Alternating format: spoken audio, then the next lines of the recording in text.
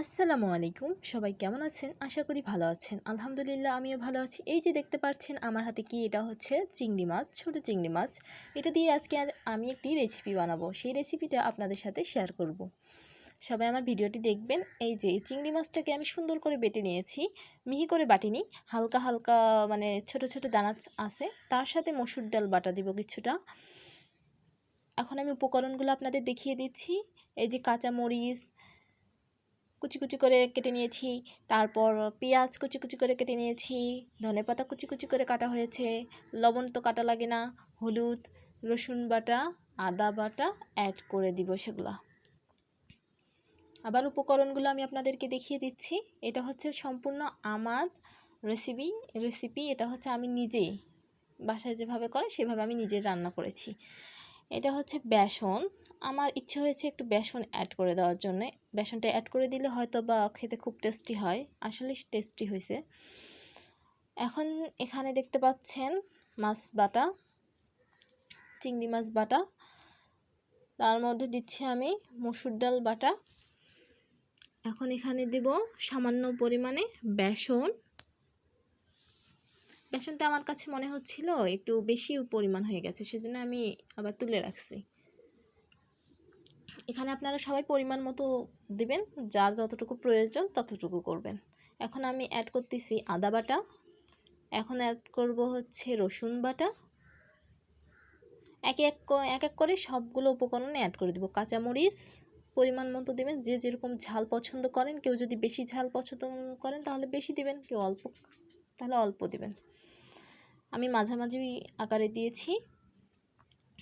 এখন এখানে কি দেওয়া যায়, পেঁয়াজ বাটা, পেঁয়াজ বাটা না, পেঁয়াজ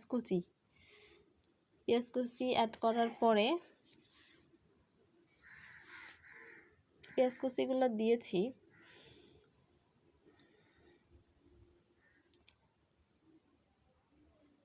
পেঁয়াজ কুচি দেওয়ার পর আমি এখন এখানে কি দিব, ধনে পাতা দিব। ধনে পাতাটাকেও কুচি কুচি করে নিয়েছি আমি, সেটাও অ্যাড করলাম।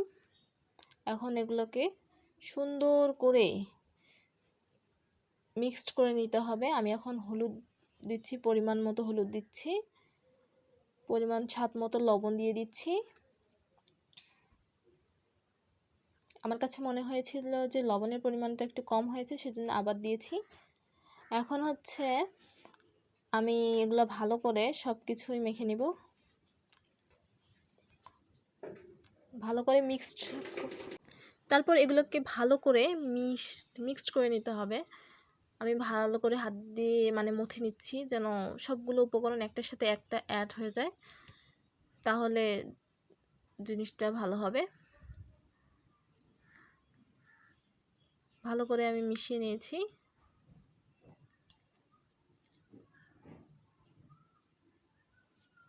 তারপর হাতে সামান্য একটু সয়াবিন তেল নিয়ে সুন্দর করে গোল গোল করে বড়ার মতো করতেছি।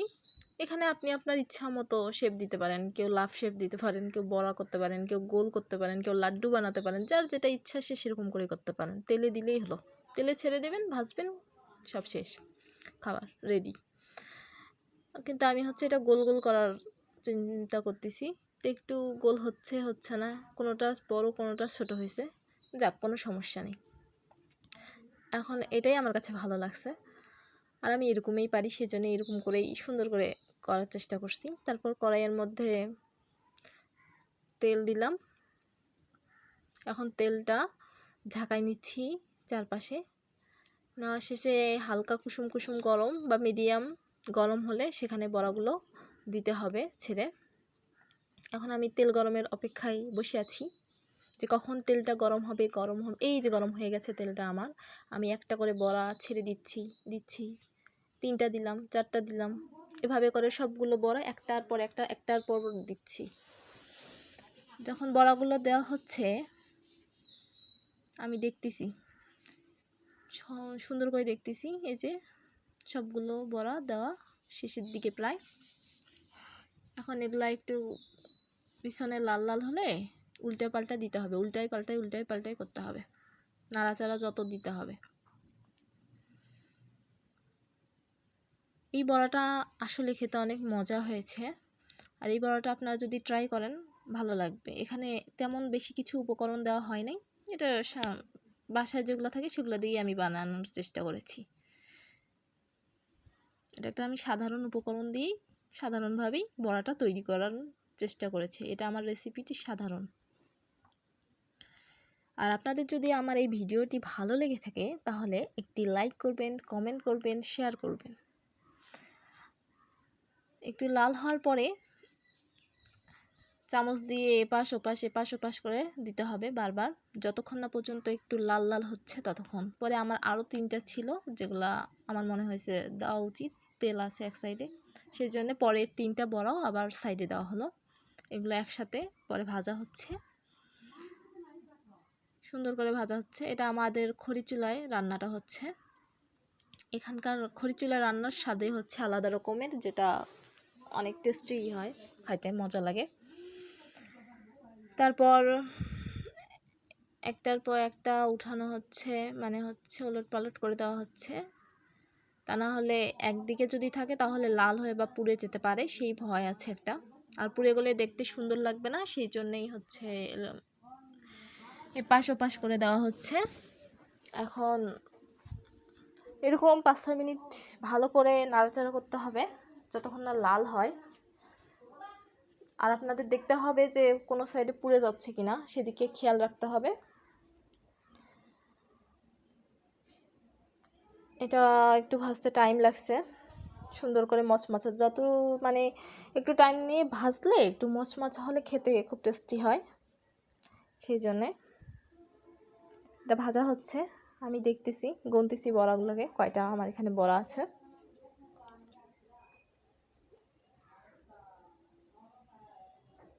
তারপর একটু হয়ে গেছে প্রায়, আর কিছুক্ষণের মধ্যে বড়াটা রেডি হয়ে যাবে।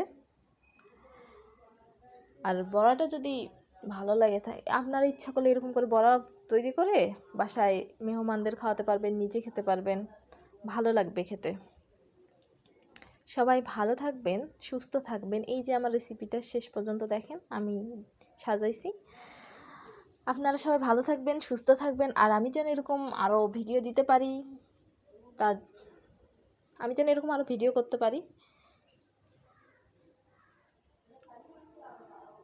দেখেন কতটা মচমচে হয়েছে। আল্লাহ হাফেজ।